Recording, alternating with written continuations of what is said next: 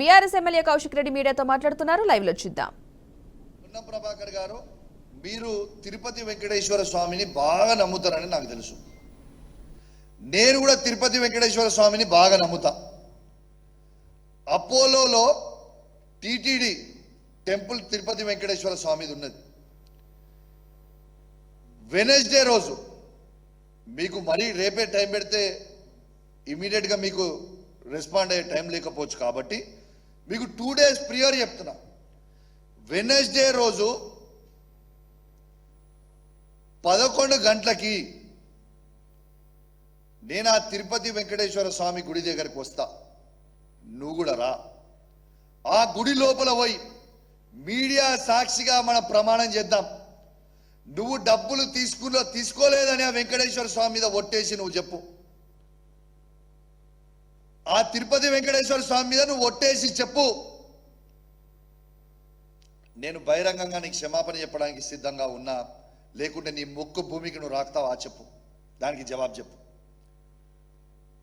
ఇప్పటికి కూడా చెప్తున్నా, నువ్వు ఆ స్కామ్లో ఉన్నావు, ఫ్లై ఆ స్కామ్ అని ఓవర్లోడ్ చేస్తున్నా. నేను చెప్తున్నా, వెనస్డే రోజు 11 గంటలకి మొత్తం మీడియాని నేనే ఆర్గనైజ్ చేస్తా. అక్కడికి మీరు రాండి, మంత్రిగా మీరు రాండి, ఎమ్మెల్యేగా నేను వస్తా. ఇద్దరం కలిసి ఆడ ప్రమాణం చేద్దాం. నువ్వు తీసుకున్నావని ప్రమాణం చేయడానికి నేను సిద్ధంగా ఉన్నా. నువ్వు తీసుకోలేదు అని ప్రమాణం చేయడానికి నువ్వు సిద్ధంగా ఉన్నావా? చలో గుడికి పోదాం. దయచేసి నేను ఈ సవాళ్ళని స్వీకరిస్తానని వేడి చేస్తా ఉన్నా. వెనస్డే రోజు నువ్వు గిట్లా, అది కూడా ఇప్పుడే చెప్తున్నా, వెనస్డే రోజు గిట్లా మీరు హాజరు కాకపోతే యాడికి, దీని అర్థం యావత్ తెలంగాణ ప్రజలకి మొత్తం మళ్ళా అర్థమయ్యే విధంగా ఆ వెంకటేశ్వర స్వామి సాక్షిగా ఇంకొన్ని నిజాలు బయట పెడతా. ఆ రోజు గ్యారెంటీ బయట పెడతా. మరి నీకు దమ్ముంటే ఈ సవాల్ని స్వీకరించి వెనస్డే రోజు రా. వెనస్డే రోజు 11 AM ఆ టిటిడి తిరుపతి వెంకటేశ్వర స్వామి అపోలో టెంపుల్లో మన ఇద్దరం కలుసుకుందాం. నీ ప్రమాణం చెల్తుందా, నా ప్రమాణం చెల్తుందా, యావత్ తెలంగాణ ప్రజలు చూసేలాగా మనం చూసుకుందామని చెప్పి సందర్భంగా తెలియజేస్తూ, దీంతో పాటు ఇంకొందరు మాట్లాడుతున్నారు. ఏమని మాట్లాడుతున్నా? బీఆర్ఎస్ పార్టీ ఎమ్మెల్యేలు అందరు పోతారు, పార్టీ మూసుకపోతుంది. అరే, చెప్పేటోనికి సిగ్గున్నదా? వినేటోనికి చెప్పడానికి సిగ్గున్నదా? లేకుంటే అసలు మీకు సిగ్గు, శరము, లజ్జా, మానం ఉన్నదా అని నేను అడుగుతున్నా. ఇలా బీఆర్ఎస్ పార్టీ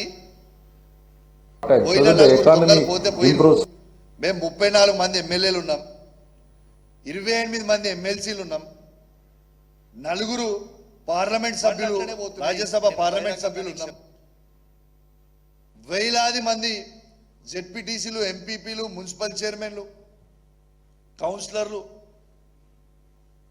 సర్పంచ్లు ఉన్నాం, లక్షలాది మంది కార్యకర్తలు ఉన్నారు, వేలాది మంది వార్డు మెంబర్లు, ఉప సర్పంచ్లు, సింగిల్ విండో చైర్మన్లు, సింగిల్ విండో డైరెక్టర్లు, మార్కెట్ చైర్మన్లు, మాజీ మార్కెట్ చైర్మన్లు, వేలాది మంది, లక్షలాది మంది బీఆర్ఎస్ పార్టీ కార్యకర్తలు ఉన్నారు. ఎవరో ఒకరిద్దరు ఎమ్మెల్యేలు పోతే పార్టీ ఆగిపోదు. మేము మీకు చెప్తున్నాం, ఈ 5 సంవత్సరాలు ఖచ్చితంగా ప్రజల పక్షాన పోరాడతాం, మా గలం ఎత్తుతాం. ఈ ఎమ్మెల్యేలు ఉండొచ్చు, ఎమ్మెల్యేలు పోతే పోవచ్చు, మాకేం ఫరక్ పడేది ఏం లేదు. మాకు బీఆర్ఎస్ పార్టీ కార్యకర్తలు ఉన్నారు. మేమందరము ఎమ్మెల్యేల కంటే ముందు బీఆర్ఎస్ పార్టీ కార్యకర్తలము, బీఆర్ఎస్ పార్టీ సైనికులము, కేసీఆర్ కింద ఉండే శిష్యులము. ఖచ్చితంగా పార్టీ బతుకుతుంది, ఖచ్చితంగా మళ్ళా పార్టీ అధికారంలోకి వస్తుంది. ఖచ్చితంగా చెప్తున్నా, 5 సంవత్సరాలలో మళ్ళా కేసీఆర్ గారు ఈ తెలంగాణ రాష్ట్రానికి ముఖ్యమంత్రి అయితారు అని బల్ల గుద్ది చెప్తున్నా. రాసి పెట్టుకోండి. మీరు ఎందుకు ఇంత బలంగా చెప్తున్నా తెలుసా? 5 పార్టీల ఎమ్మెల్యేలు ఉన్న కాంగ్రెస్ పార్టీ నాయకుడు లేనోడు ఒకడు, మనిషి లేడు, వల్ల మాజరం లేడు, ఒక నాయకుడు లేడు. గవాల 5 ఎమ్మెల్యేలు ఉండి పట్టుమని 5 ఎమ్మెల్యేలు లేరు. గా పార్టీ అధికారంకి వచ్చింది 64 మందితో.